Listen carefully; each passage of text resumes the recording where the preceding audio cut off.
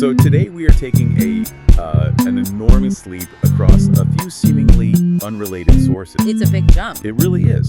We're blending relationship philosophy, Hollywood history, the power of reinvention, and, believe it or not, corporate legal documents. And you might be asking, why?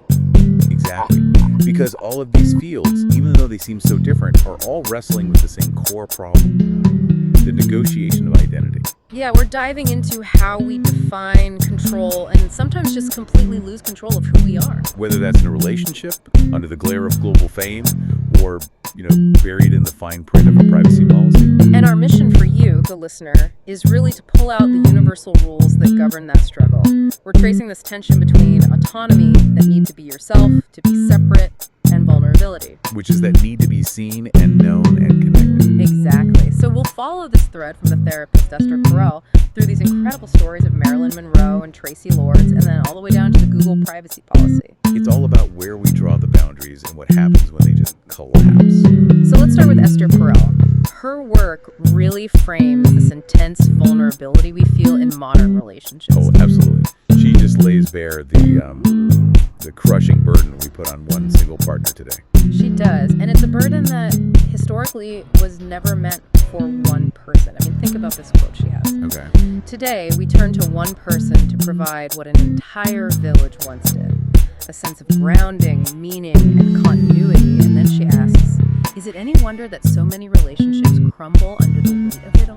That's a staggering weight of expectation. We want our partner to be our soulmate, co-parent, therapist, best friend, all of it. Everything. The economic partner, the spiritual anchor. It reframes modern marriage as this almost impossible task. And Perel says for a relationship to even survive that, it has to rest on two pillars that sound like they contradict each other: surrender and autonomy. Right. You need the togetherness, the surrender, but you absolutely have to hold on to your own separateness, your autonomy. And that autonomy part is what keeps things going. It's actually the fuel for desire, isn't it? It is, absolutely. If you totally merge with your partner, you lose that magnetism. Perel says it's hard to feel attracted to someone who has abandoned her sense of autonomy.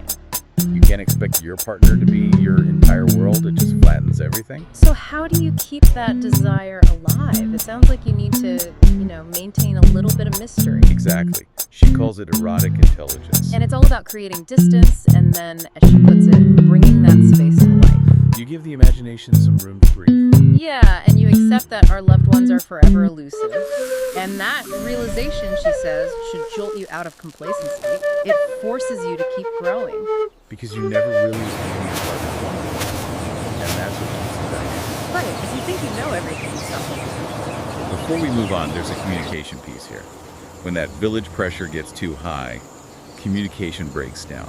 Perel has that great line: behind every criticism is a veiled wish. Which is such a beautiful way to say, just state what you want instead of complaining about what you don't have. But we often do the opposite. We do this thing called kitchen sinking. Huh? That is a great term. What does that look like? Well, it's when a fight about, say, the dirty dishes from tonight somehow becomes about everything bad that's happened in the last 5 years. You throw everything but the kitchen sink into the argument. You got it.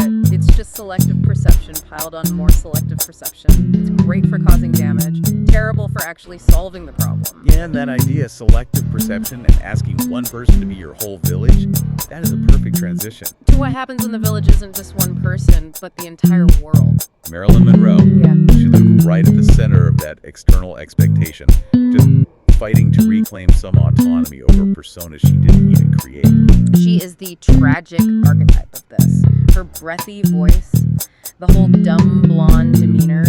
It wasn't her. It was a carefully constructed act. And the biggest myth was that she was dumb. Right. Sources show she was, and I'm quoting here, very smart indeed and very tough just to navigate that brutal Hollywood system in the 50s. She knew her public image wasn't her own. It was a commodity. But how did she fight back? The studios were so powerful. She fought back with corporate resistance. In 1954, she wanted better roles, better pay, and she just refused to make certain films. And she went to New York and founded her own production company. Marilyn Monroe Productions, MMP. And that wasn't just a business move. It was this huge act of defiance, a performance of autonomy. She was saying, if you won't let me be who I want to be, I'll hire myself. And it worked. It forced the system's hand. She got a new contract with Fox that gave her the right to choose her projects, her directors, her cinematographers. That level of control was just unheard of for an actress back then. But we all know the personal cost was immense. Her reputation for being difficult on set, the lateness, the missed lines that all came from this internal war. Low self-esteem, terrible stage fright, perfectionism. And self-medication, yeah. She was literally being crushed by the weight of the global village. It's the highest stakes version of what Perel was talking about. You can't ask one person to carry the desires of millions. You just can't. So Monroe struggled with a fixed persona. Now let's talk about someone who fought to shed a persona and build a new one. Tracy Lords. Her story is it's a radical reinvention born from chaos. Absolutely. Born Nora Louise Kuzma, she drops out of high school, enters the adult film industry using deeply deceptive methods. She used stolen documents, right? To get a fake driver's license that said she was of legal age. A fake license and passport, yeah, under a whole other alias. This let her operate in the industry for nearly 2 years. The stakes were incredibly high. And then the whole thing just blew up in 1986. She was exposed as having been a minor. The FBI got involved. And it was one of the biggest scandals in the industry's history. It cost them millions to pull all the material. But what's fascinating from this identity negotiation angle is the legal side. The producers who were charged. They got off. They argued they had a reasonable belief she was over 18 because she showed them a government-issued ID. Even though it was fake. Right. Her external, performed identity was so convincing it basically overrode common sense. So after all that, the path forward wasn't to hide. It was to claim a new self. Exactly. She committed to shedding that past. She went to the Lee Strasberg Theater and Film Institute, studied method acting. The ultimate dedication to mastering performance. And she successfully pivoted to mainstream roles, like in John Waters' Crybaby, and later in serious dramatic films.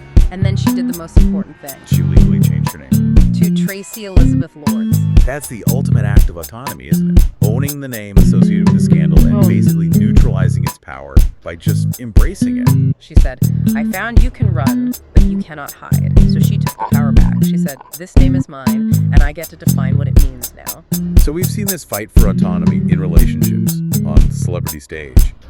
But if Monroe and Lords fought for their professional narratives, today we are all negotiating control over our minute-by-minute digital identity. And often without even thinking about it, which brings us to the Google privacy policy. The governing document of our digital selves. I mean, the sheer volume of data they collect is staggering. It starts with your browser, your device identifiers, cookies, IP address, even when you're not signed in. But when you are signed in, it's just exponential. They collect what they call activity information. Which is basically a full diary of your digital life. Every search term, every YouTube video, every ad you interact with, your voice searches, your purchase history. It builds this incredibly detailed shadow version of you, an algorithmic you. And the location data alone is so intense. GPS, Wi-Fi access points, cell towers, and even the places you label home or work. It's a real-time map of your routine. And Google says the goal of all this is to build better services, which sounds nice. But the real goal is hyper-personalization for ads. Right. If you search for mountain bikes on a Tuesday, by Thursday, you're seeing ads for sports equipment on YouTube. It's a closed loop. They also use it for security, of course, detecting fraud, things like that. So it serves their interests and, to some extent, our interests in security. But what about autonomy? How much control do we actually have? The controls are there. But you have to be vigilant. You can go into your activity controls and change settings for web and app activity for your YouTube history. But the key is that the default setting is total surrender. The default is we collect all of it. Autonomy requires you to actively go in, understand the settings, and change them. And what about how long they keep it? It varies. You can delete stuff you create, like photos, but other things, like advertising data, get anonymized after a while. But some data, like how often you use their products, they keep until you delete your entire account. So managing your digital self is a permanent, ongoing negotiation. It's a constant fight to maintain some separateness in a system built for total togetherness. So to bring it all together, the common thread here across everything is this attempt to reconcile our internal identity, our autonomy, our desires with all these external demands. From a partner, from society, from a tech company. Perel gave us the blueprint for love. Monroe and Lords showed us the high-stakes world of revising a public self. And Google tool shows us how that same tension plays out constantly, visibly, online. We started with kitchen sinking, how selective perception can damage a relationship. And we saw how Marilyn's persona was built entirely on the public's selective perception. Right. But today, with all this data collection, we're way beyond selective perception. We're in an age of radical abundance of data. So here's the final question.